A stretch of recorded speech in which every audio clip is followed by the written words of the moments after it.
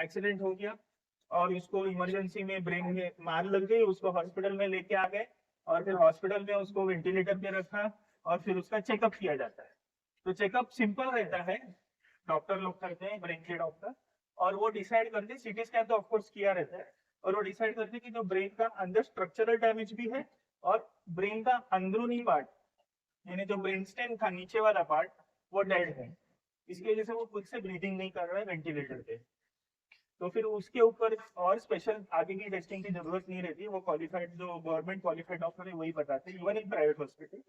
और फिर उसके ऊपर से 6 घंटे के बाद में उसका वापस चेकअप होता है और फिर उसको ब्रेन स्टेम दैट डिक्लेरेशन दिया जाता है,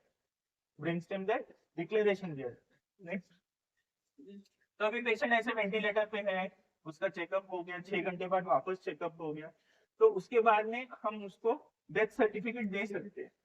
तो हम अगर रिलेटिव अंदर बुलाएंगे कि इनकी मौत हो चुकी है, तो रिलेटिव क्या बोलता है, ये ऊपर तो चालू है, हार्ट बीट तो चालू है, तो ऐसे कैसे आप बोल सकते हैं कि पेशेंट मेरे गुजर गए, हम ऑलरेडी शॉक में हैं और आप क्या बात कर रहे हैं। तो फिर उसको समझाने के लिए मेडिकल सोशल वर्कर जो गवर्नमेंट ऑफ इंडिया से ट्रेन है, वो पहले जाके रिलेटिव से बात करे, थोड़ा उनको समझाते हैं, धीरे धीरे